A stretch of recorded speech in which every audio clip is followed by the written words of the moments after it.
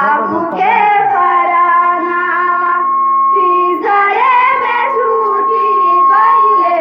बाबू के पराना इंडिया से फोन भइल झूठल पाकिस्तान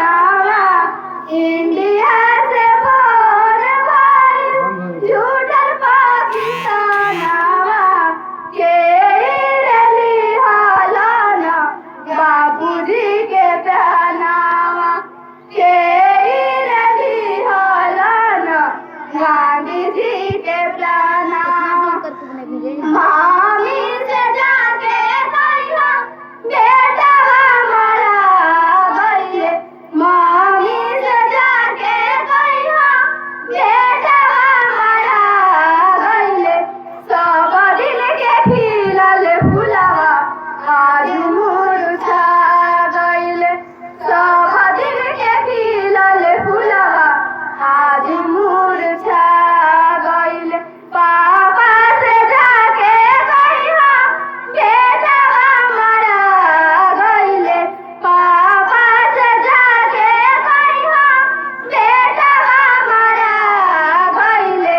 सब दिन के खिलल फुलवा आज मुरझा गइले सब दिन के खिलल फुलवा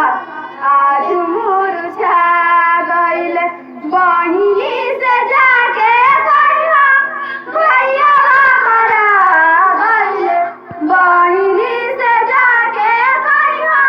भैया हमारा गइले सब दिन के खिलल फुलवा आज टूट के गिर गइले सब दिन के खिलल फुलवा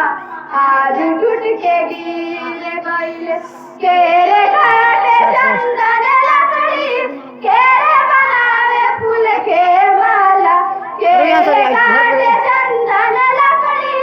केरे बनावे फूल के माला केरी रही हालाना गाननी का फानिया केरी रही हालाना देख जुनून कैसे हो रहा है। ओढ़नी का पानिया भैया काले चंदन लकड़ी बरगीदार फूल के माला भैया काले चंदन लकड़ी बरगीदार फूल के माला गंगा जहरवादी है ओढ़नी का पानिया गंगा जहरवादी है ओढ़नी का पानिया भारत माँ से जाके कहिया बेटा हमारा गइले भारत माँ से जाके कहिया बेटा हमारा गइले सब दिन के खिलल फुलवा आज मुरझा गइले सब दिन के